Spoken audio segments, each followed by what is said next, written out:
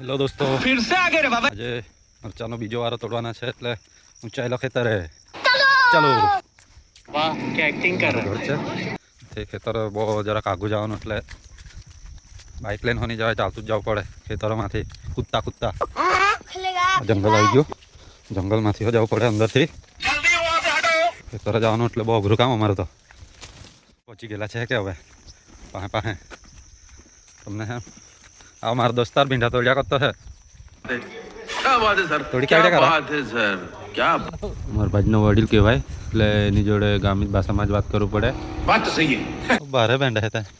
Hello hello hello मैं बाबा टिल्लू।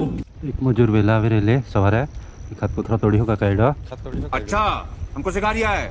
આ જોઈ લો મરચા પહોંચી ગયા આપણે. ફરી આવી ગયા આપણે બીજા વ્લોગમાં મરચા તોડવા. મજૂર આવે એટલે થોડુંક બોલી લે, वाह क्या एक्टिंग कर रहा है। ફરી લે ખેતરમાં. આ જુઓ મરચા. દોસ્તો મરચાને તો બહુ ધ્યાન રાખવું પડે, बात तो सही है। રોજના ફરવા પડે, કંઈ રોગ બોગ હોય તો જોઈ લેવા પડે ને. તો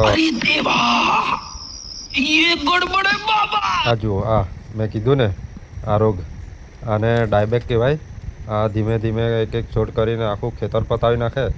જલ્દીથી દવા કરાવવી પડે ને, ગઈ વાત મારી તો. આ બધું નાના નાના ડાળખા ભાંગી નાખું, બીજા છોડને અસર નહીં કરે તેના સારું. દવા કરું તો એટલે વધારે નહીં થઈ જાય તો સારું, તો અટવા જ જવાનું. તો बात तो सही है। જો 10 મજૂર આવી ગયેલા છે. ભાવ જો સારો રહ્યો તો આપણે તો વોટ પડી જાય. પણ હાલમાં ભાવ નથી એટલે અઘરું જ કામ છે. મજૂરિયાને તોડતા જોયું તો મારો વિચાર ફરવાઈ ગયો. ચાલ હું તોડી જાઉં. જોરદાર બેસમાં. પછી મેં નીકળી ગયો મારા ઘરે.